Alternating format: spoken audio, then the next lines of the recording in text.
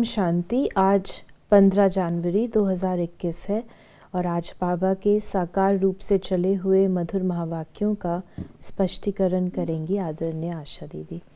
ओम शांति दीदी। ओम शांति। बाबा ने कहा, मीठे बच्चे, तुमने आधा कल्प जिसकी भक्ति की है वही बाप खुद तुम्हें पढ़ा रहे हैं। इस पढ़ाई से ही तुम देवी देवता बनते हो। हमने द्वापर से लेकर के शिव बाबा को ढूंढा। कुछ भी हो, आत्मा के अंदर वो स्मृति गुप्त रूप से बनी रहती है कि मेरे को कुछ गुम हो रहा है, कुछ मिसिंग है। और इतनी ऊंची स्थिति रखने के पश्चात, राजा बनने के बाद, विश्व राजा बनने के बाद, प्रकृति जीत, माया जीत, विश्व जीत होने के बाद जब अचानक प्रहार होता है तो एक झटका सा लगता है आत्मा को कि मेरे ये सब चीजें कहाँ चली गई। तब उसको दाता याद आता है और दाता को ढूंढने की कोशिश करते हैं, लेकिन वो दाता कहाँ है। तो भक्ति में हमने बाबा को ढूंढा। इतनी स्मृति थी कि हमको शिव बाबा ने बनाया है, तो हमने उनका मंदिर बना लिया। मंदिर बना करके हमने श्रद्धा तो व्यक्त की, लेकिन वो है कौन? कौन था? हीरे जवाहरातों का बनाओ, मिट्टी का बनाओ, किसी चीज का भी बनाओ, वो तो एक सिंबल आपने बना लिया। लेकिन आपको प्राप्ति किससे हुई थी?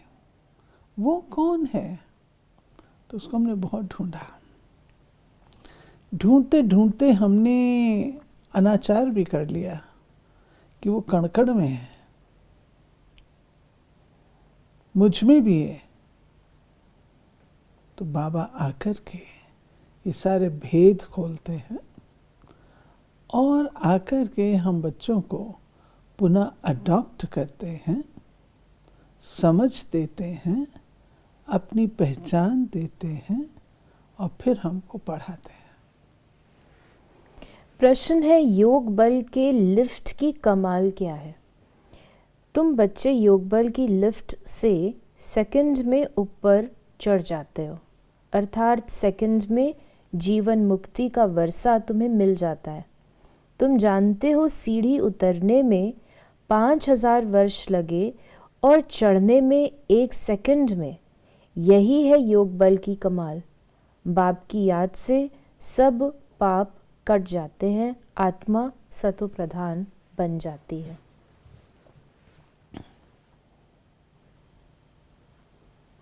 योग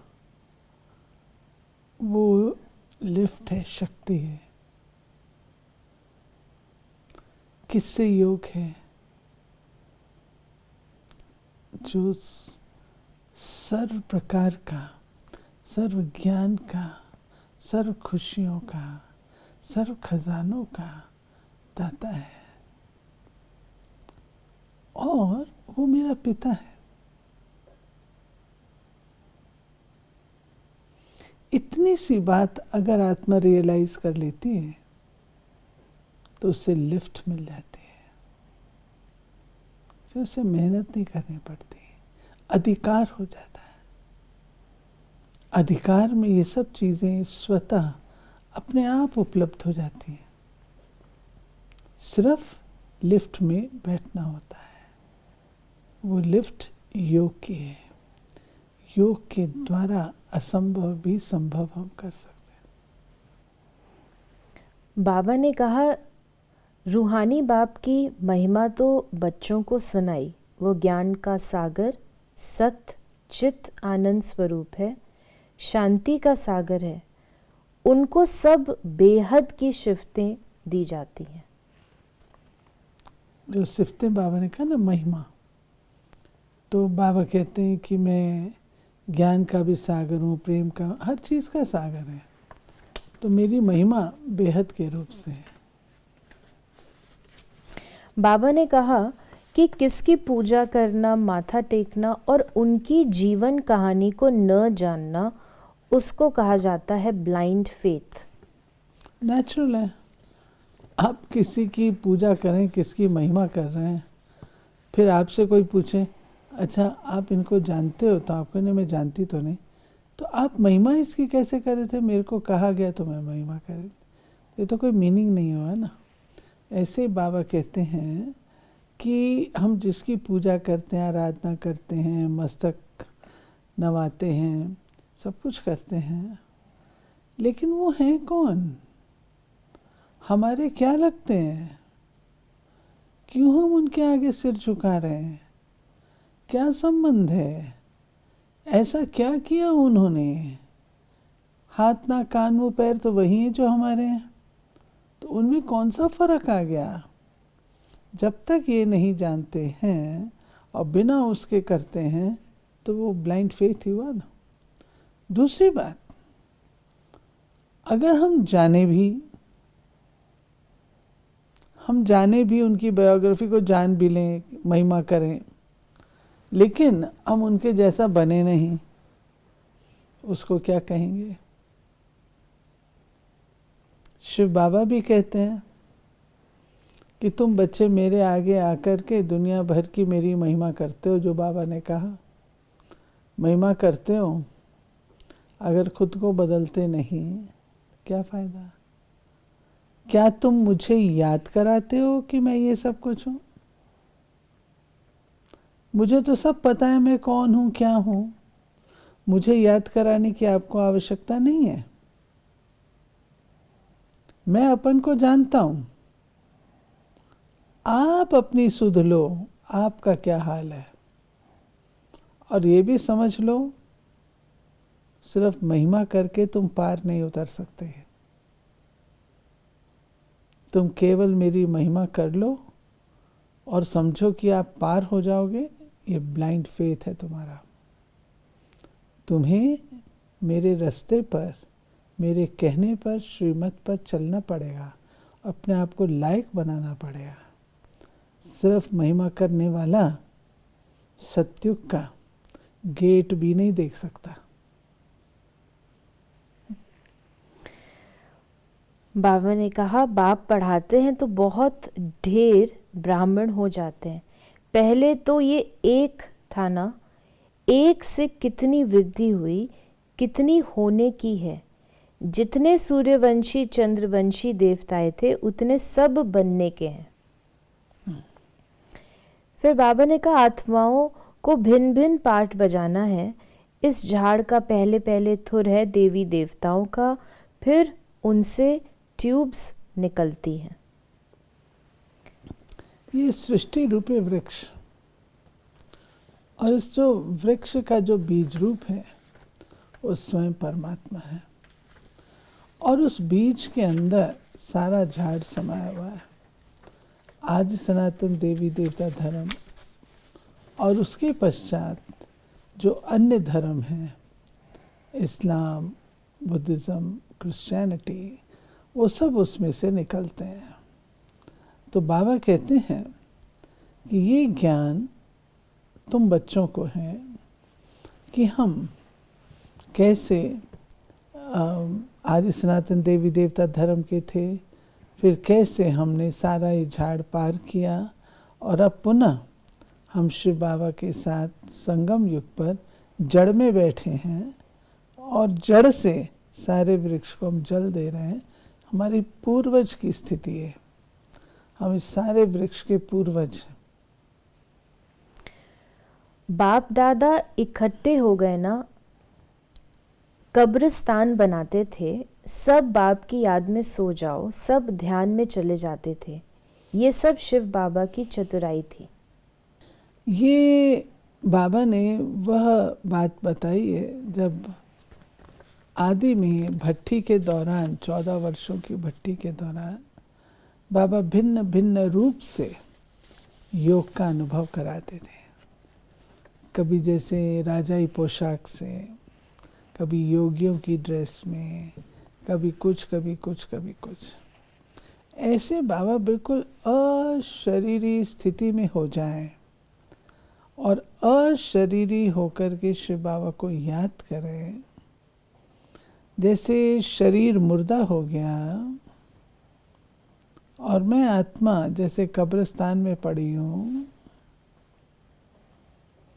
ज्योति बिंदु, शक्ति स्वरूप, परम धाम निवासी, शरीर अलग है और आत्मा अलग है, इस प्रकार का एहसास ये बाबा कब्रिस्तान कभी कभी बनवाते थे।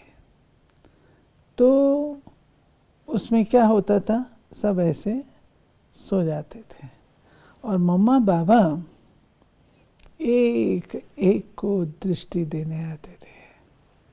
जब मम्मा बाबा दृष्टि देते थे तो कोई कोई आत्माएं जो थीं वो ध्यान में चली आती थी और ध्यान में जाकर के फिर भिन्न भिन्न अनुभव करती थी। वो बाबा ने बताया। तो ये बाबा के समय की बात बाबा के बाद में भी बनाते थे, बाद में बनाते थे, लेकिन फिर धीरे धीरे छोड़ दिए। आज का वरदान है, साइलेंस की शक्ति द्वारा सेकंड में हर समस्या का हल करने वाले एकांतवासी भव। जब कोई भी नई व शक्तिशाली इन्वेंशन करते हैं तो अंडरग्राउंड करते हैं। यहाँ एकांतवासी बनना ही अंडरग्राउंड है। जो भी समय मिले कारोबार करते भी, सुनते सुनाते, डायरेक्शन देते भी, इस देह की दुनिया और देह के भान से परे साइलेंस में चले जाओ। ये अभ्यास व अनुभव करने कराने की स्टेज, ये अभ्यास व अनुभव करने कराने की स्टेज हर समस्या का हल कर देगी। इससे एक सेकंड में किसी को भी शांति व शक्ति की अनुभूति करा देंगे। जो भी सामने आएगा वह इसी स्टेज में साक्षात्कार का अनुभव करेगा। ये बाबा ने कहा एकांत, एकांत, और एकांत जो है यही गुफा है हमारी। आज का स्लोगन है, व्यर्थ संकल्प व विकल्प से किनारा कर आत्मिक स्थिति में रहना ही योग युक्त बनना है। व्यर्थ संकल्प व विकल्प से किनारा कर आत्मिक स्थिति में रहना ही योग युक्त बनना है। योग युक्त हम उसको कहते हैं जो इसमें कहा गया है, जो राइट बात राइट समय पर राइट तरीके से हम कर सकें। मानिए मुझे सहन शक्ति की ज़रूरत है, उस समय सहन शक्ति ही हाजिर हो, उस समय परखने की शक्ति ना आए।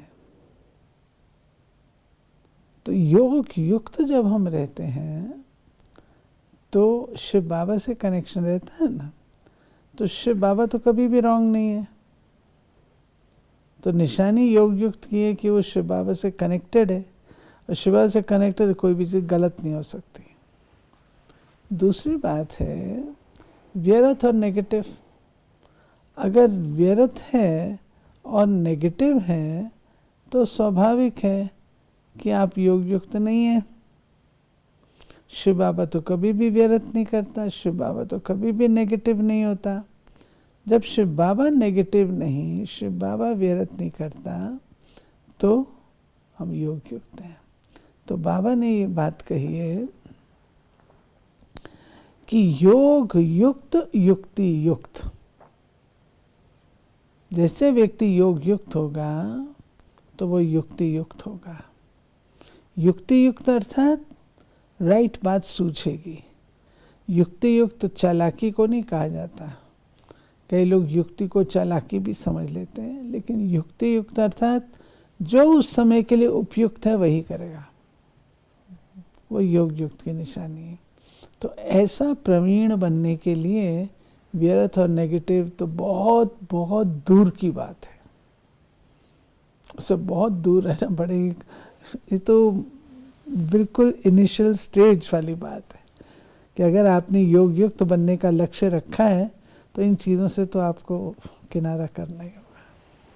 तो ये थे बाबा के आज के महावाक्यों का स्पष्टीकरण। यदि आपके मन में कोई सवाल है तो आप उसे हम तक अवश्य पहुंचाएं। ओम शांति।